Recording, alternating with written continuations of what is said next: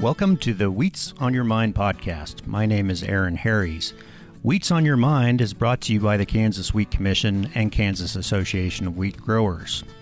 Our guests on this episode of the podcast are two lead scientists working on a project with wheat. Mary Gutierrez is a research geneticist in the Winter Wheat Genetics Research Center at the USDA ARS Center in Manhattan, Kansas. Alan Fritz is the lead breeder of the wheat breeding program for Kansas State University in Manhattan. Mary and Alan are conducting research to develop wheat varieties with protein content that is significantly above commonly observed values for hard winter wheat, while also having strong gluten. This is not an easy task. The goal for hard red winter wheat in Kansas is to have high yields and about 12% protein. Unfortunately, there is an inverse relationship between yield and protein. High-yielding wheats tend to have lower protein, while lower-yielding tend to have higher protein. So, Mary, let's start with you. Why is there this inverse relationship, and what, if anything, can be done about it? Well, at a fundamental level, there's this inverse relationship between protein and yield because it costs plants extra energy to actually to fix nitrogen and put nitrogen in the seed. It's much more efficient for them actually to load up the kernels with starch, and they will do that at a preference. And we see this, just routinely as we look at historical data sets or historical sets of lines that we grow in a trial together. For in a study that I did, for every 1 percentage point increase in protein, we cost 15 bushels. Wow. I mean, it's pretty substantial. Wow. That dilution effect's pretty serious. And I did the same thing. I said, wow, and then I went and looked at the literature, and actually that's really not uncommon, that it is much more efficient for the plants just to load up those sugars, the fixed carbon into the seed relative to putting protein into the seed. So thus, with winter wheat, if we have favorable growing conditions, specifically in Kansas in May, wet, cool weather, the plant's going to make starch, right? That's exactly right. And higher yielding. So we recognize then that there is a higher cost making protein for the producer then. I mean, when nitrogen is involved, it starts being a management factor and financial factor and part of the agronomic management of it. But I suppose there's always the breeding strategy side of it, and I think that's a little bit more what you're focused on. Right. I mean, at the same time, we as breeders wrestle with that same management strategy, right? Because we're adjusting our fertility to a target protein just as a producer would. So we play the same guessing game with our materials. How much is this field going to yield? What do we need to do to optimize it? But what we're really looking for are lines that give us an incremental boost in protein at a given yield level. So we'll look at that relationship between protein and yield, and we'll look for lines for wheat lines that are really above that relationship, that consistently give us more protein for a given yield level as our target for breeding for increased protein concentration. Okay, so you identify one of those lines that is an overperformer in the quantity of protein relative to how much it yields. You find it, what do you do? What's the next step with that? The next step really is first to validate that in multiple environments and to look at that line across different fertility levels, particularly to see if we continue to see that kind of boost at lower applied fertility or lower input fertility, because that will be the most cost-effective for our producers, and we understand that. The other piece for us is also to look at whether that protein is performing for quality in the way we would expect it would. Not all wheat proteins are created equal for their functionality, and so we continue to do some of the standard lab tests to ensure really that protein has the same bang for the buck in terms of its strength as protein normally would, so that it would meet expectations in the bakery. Okay. Well, let's let's go back further in time. Let's go back about 10,000 years. So that's when bread wheat originated in the Middle Eastern part of the world. And oversimplifying it, it was a hybridization of emmer wheat with the ancient species of goat grass, and those are preceded by other wild grasses, and it's a large family tree.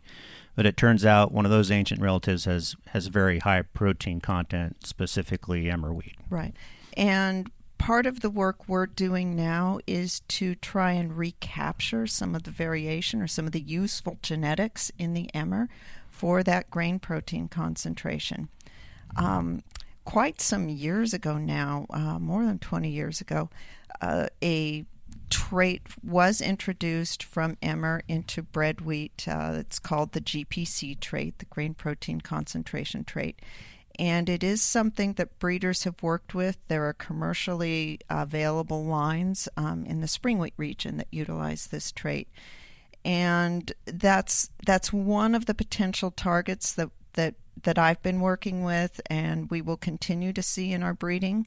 But we've really gone back to a broader pool of the ancestral emmers, even into the wild emmers, the things that shatter and don't thresh, to look for what additional genetics we can bring forward out of that germplasm to increase the grain protein concentration.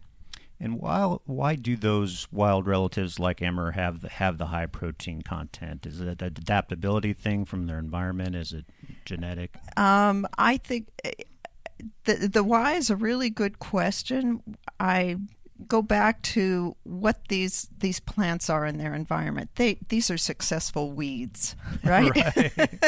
Yeah, we say that about wheat often. They're fundamentally successful weeds. They don't tend to produce a lot of seed in and of themselves. They are low seed producers. So they really are geared up, I think, to put everything they've got into that seed. Okay. Well, so there has to be a balance. If in fact we can't have high protein and high yield, and maybe you disagree with that, maybe someday we can, there's a balance there relative to what farmers can provide for inputs and what the expectation is for protein on the downside or on the harvested side. So what are you doing from a researcher's perspective? Are we going to try to get varieties that do have a higher protein content with maybe a little bit of a yield drag? From my perspective, what I'm targeting in the field-based breeding with these emmer-derived materials that I have, I'm targeting meeting the yield of the commercial checks in my trial. Okay. So I want to be with commercial, maybe not the highest end commercial, but with commercially competitive wheats. And then I'm looking at protein improvements above that. I'd rather not see a notable yield hit. I do know from the work we did with this GPC gene, the first one from the emmer, that while that gene would increase protein by 0.7 percentage points, okay, so a significant increase in protein, it was still costing us 3% in grain yield, which, up and down in any given year among varieties, you might see that 3% up down. But I'd really prefer that these traits not be costing us yield. Right. So again, what were some of the protein levels on those wild varieties? How high can they get? Oh, I can bring in things at 18 to 19%. Yeah. Wow. And I do.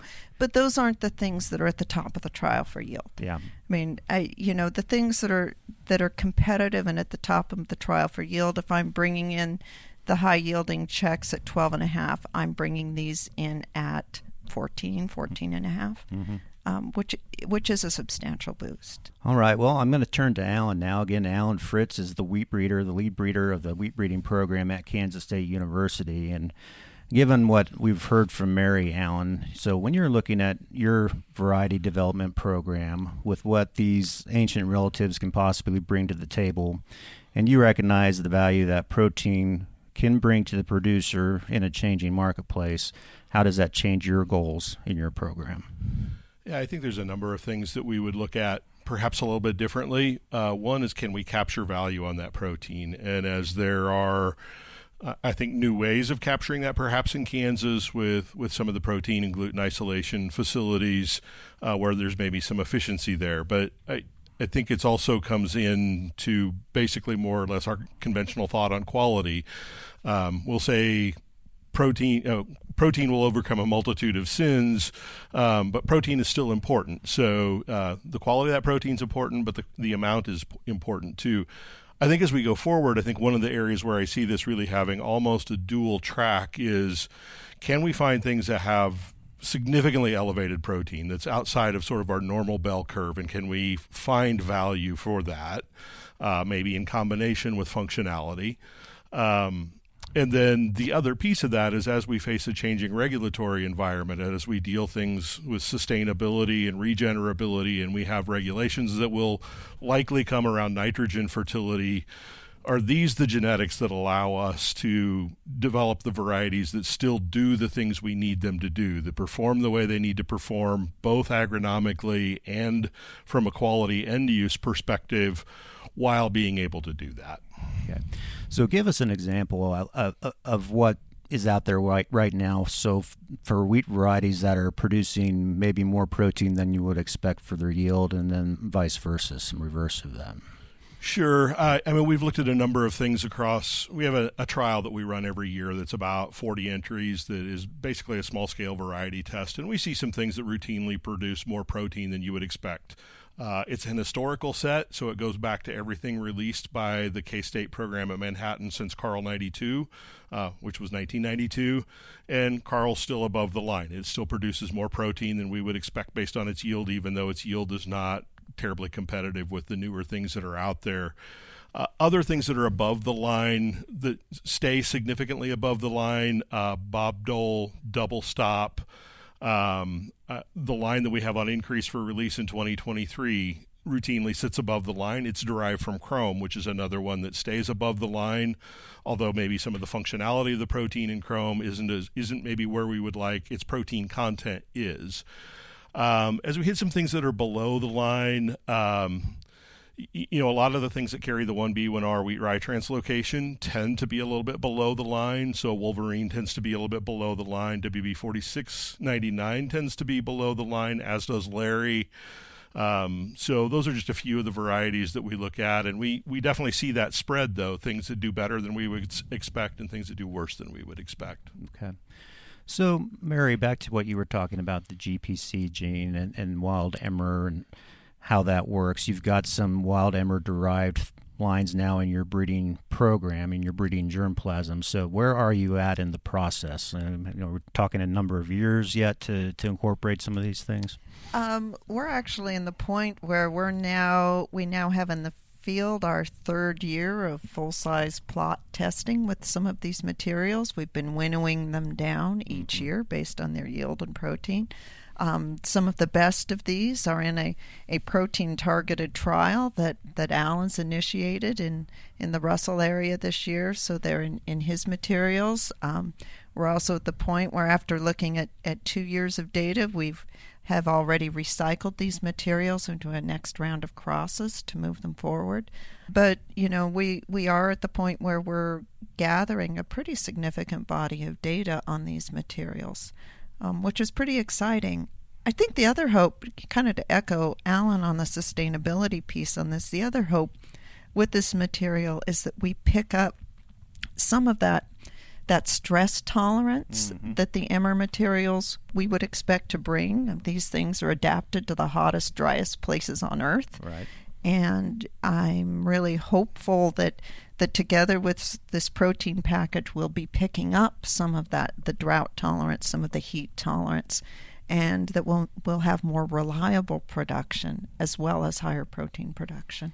Alan, I know you spent a lot of time visiting with the milling and baking side of the industry. What kind of feedback are you getting from them on this project? I think there's a fair bit of excitement in terms of being able to address some of the concerns that they have about maintaining protein content, particularly as we have more highly productive years and we sort of outrun our fertility piece of it. So I would say there's interest. I think maybe some cautious optimism. I'm not so sure that we haven't been far enough to this point kind of put the materials in their hands for them to actually see it. So I think that at this point it's kind of cautious optimism, but definitely an interest in the things that we might be able to do. And there are industry partners that have invested with the WGRC, IUCRC that are very interested in many of these traits. Have you seen any willingness and maybe to compensate a farmer for a higher protein variety that does have a bit of a yield drag to it? I think we have programs like the Graincraft has a premium program for some of their quality things for hitting preferred quality. I think those things are out there. I guess as a breeder who's worked in this industry for a long time, I do think there might need to be some disruption to the way we do things. That I think basically if mills are making money off of grain trade, that model probably doesn't work if we're really going to capture the value off of these things. We're going to have to find some ways to actually capture the value so that it makes sense for our producers to produce some of these things, because it still takes a minimum number of nitrogen molecules to make protein. There's a cost of that, and there's always going to be a negative relationship between yield and protein. As much as we will work very hard to break that, it's still a biological reality. What are some of those physiology things that contribute to nitrogen use efficiency? I know Mary and Alan, you've both done some work on different nutrients and being able to I'm not the scientist, translocate nitrogen and make it into grain. What are some of those factors? Well, first, everything else needs to be right.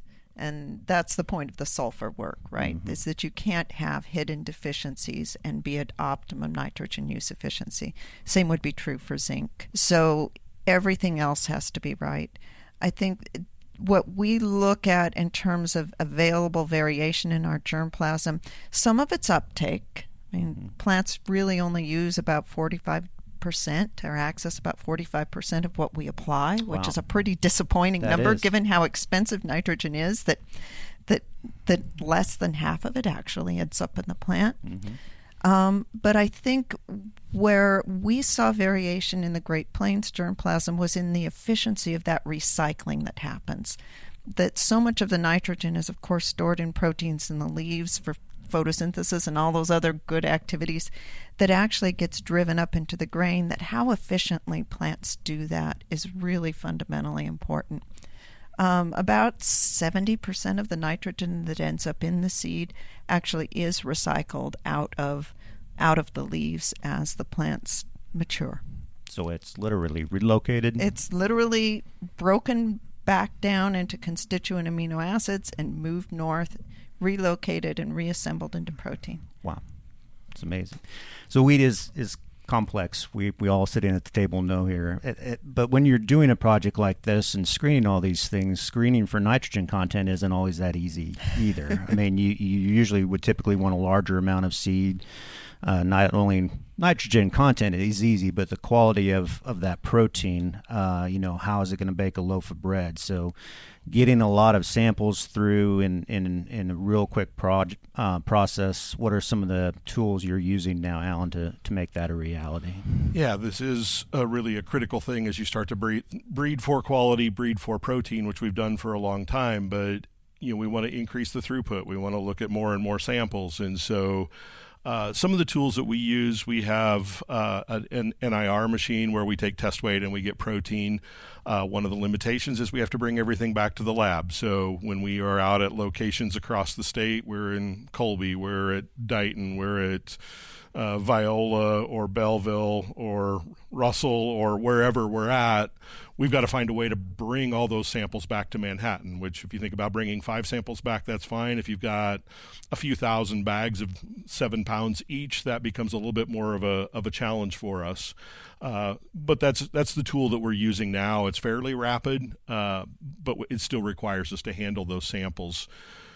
Beyond that, to go beyond just the protein, then we need some rapid ways of assessing quality. And so we've been using a test, and Mary has been using in her program as well, a test. It's a lactic acid SDS SRC test, solvent retention capacity, and sodium dodecyl sulfate sedimentation. The cool thing about it is that you can do it on 1 gram of whole grain meal. So we can use a mill, we can mill it quickly, we can run easily 600 to 700 samples a week without stressing ourselves too much. it doesn't give you a perfect correlation to anything, but it is a really nice overall measure of quality. And so when I start to look at those numbers and I look at the checks that we have in there, and I would say, if I were to put these in order for general quality from top to bottom, that's the rank order that we see in that test. And so that's really valuable. Obviously, we need to do the work downstream with the K-State Quality Lab or wherever we're going to get quality testing to look at farinograph characteristics, bake characteristics, the things that we need to know before we release a variety. But we really use that small scale test very heavily early on in combination with the NIR. So in essence, you're thinning out that pool earlier on in the process, which a much smaller sample, you need one head or a few kernels essentially to get that testing done. Yeah, so we go back in a breeding program, we have head rows, which is really we harvest that, and that becomes the first thing that we ever look at in a yield trial. So before it actually goes into the field as a yield trial, we will have that lactic acid SDS data. And so I will look at where the checks fall, and I will say, all right, there's some of these I really don't want to grow, because if I really like it agronomically, it's going to be really hard for me to throw it away. So we actually start that before we ever start the yield testing process to winnow out those things that are like, nope, we don't need to see those. Those are not going to fit the profile of what we're looking for. So one of the things that we've invested in this year that I'm really excited to see how this works for us is we've put a protein monitor on the yield monitor on our combine. And that, I think, will help us a lot with, that being down in viola and just wanting the protein answer. We can assess the quality on other samples, but being able to get those numbers, get them fast in real time at harvest, I think will be very helpful to us in our breeding efforts. We'll see how well this works, but I'm really excited to give it a try because I think it will really increase our throughput and our ability to measure protein across more trials more quickly. So ultimately, you need more trials across many more environments and locations. Do you need larger sizes of trials? I think for most of the things that we're doing, we have a sufficient amount of grain. Usually that's not our limitation, except for you get a really dry year right, and you want to do a bake test. But some of these smaller scale tests that we're talking about, even a mixograph or farinograph or glutopeak, if we end up going there, don't require that much grain. So we usually have enough grain.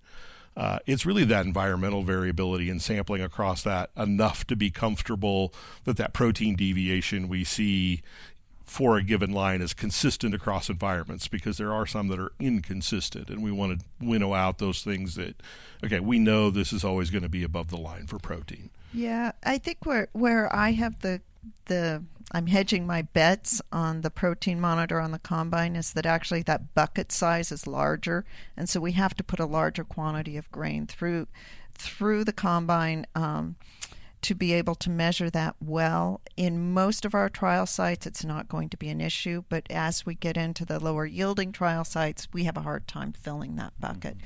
And those are environments where actually having that added value of that protein is really going to be worth a lot. So you have a lot of farmer cooperators on the project? We do. We do have sites that are on K-State property, but the vast majority of our locations are actually on producer property. That's intentional. I want to be able to see what our materials are going to do under production practices that are commonly used in Kansas in the environments that they're typically grown in. And so we run about 12 locations a year, and I would say 9 of those are on producer property. Great. If you had to make a prediction 5 years from now, what would you like to generally see above the line in terms of protein quantity and quality? Yeah, that's put you on the spot. Sure. Yeah. No. Thanks for the easy question, Aaron. We're looking at some novel ways of maybe going about the breeding process where we can maybe combine these things more rapidly. And so I guess I would hope if those methods are successful, that instead of being that 1.5% above the line, that we could be pushing into that 3.5% above the line for the protein content. As we get into the protein quality, I think as we pull things out of these wild relatives, we'll have a better understanding of what do these things actually do. And I think Mary may have probably talked a little bit about some of that, but we just actually have a gene that's not expressed on the A genome for high molecular weight glutenin. So we should have 6 genes giving us those high molecular weight glutenins, which are a huge component of our quality. And in virtually every variety out there, there's only 5. And so as we go back into these wild relatives, we can actually find things that express that 6th one. And there's actually some material out there that has that 6th one. That particular allele probably gives us better extensibility, better loaf volume, but not necessarily better strength. But at this point, it's kind of hard to predict because I think we don't know what those alleles are going to do for the quality side, for the functionality, so the protein quality. But I think there's hope there that we will find things that do better in that realm too. So better protein content and better protein quality. I feel more confident that if we can do these things in the breeding process, we can probably push that protein content further. But there has been some gene flow in nature between some of these things. So I'm going to think that maybe we've selected for some of those better alleles for quality historically throughout history. But I still think there's opportunity there. So quality is really kind of the new frontier for protein. I mean, quantity's been around a long time, but quality is still a lot of unknowns on that.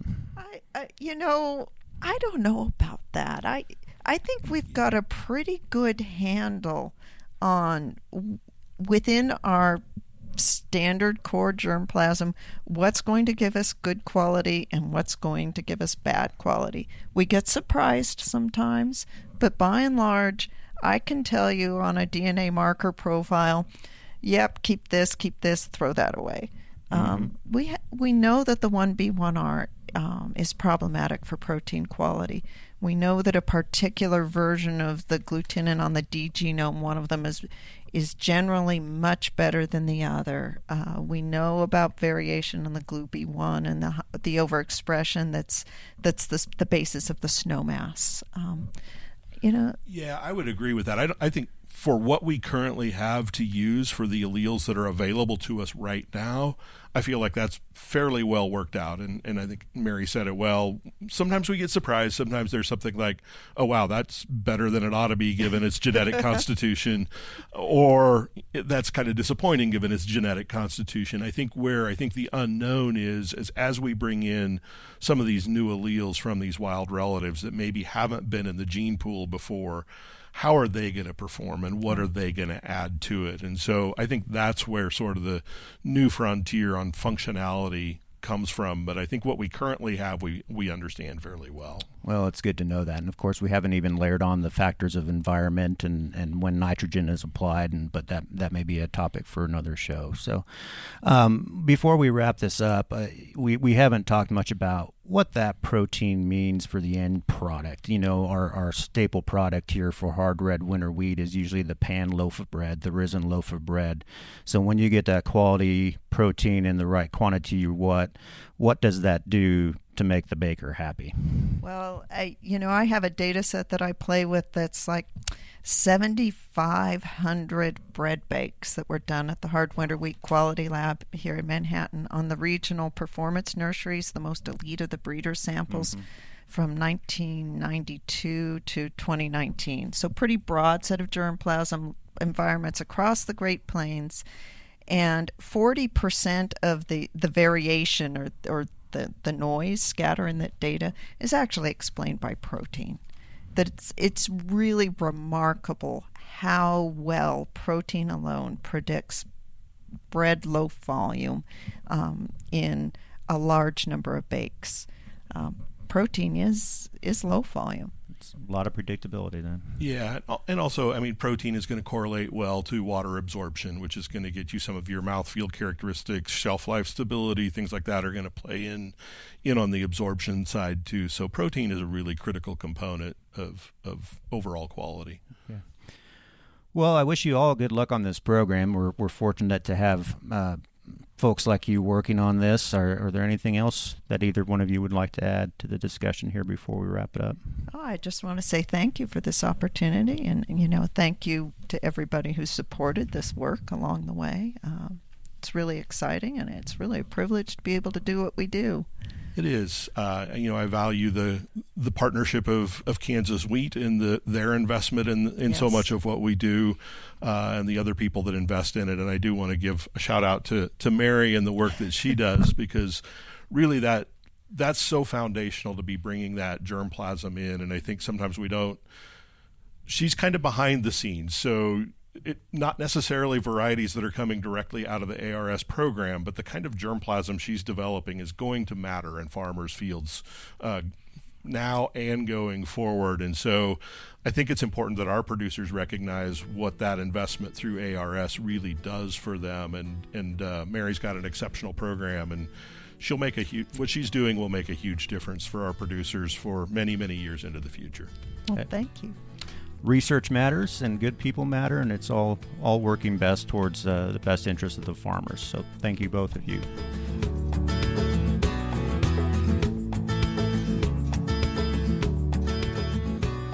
That concludes this episode of the Wheats on Your Mind podcast. My thanks to Mary Gutierrez and Alan Fritz. If you have a topic you'd like us to cover in the future or have a question for one of our guests, please email us at podcast@kswheat.com. I'm Aaron Harries. Thanks for listening.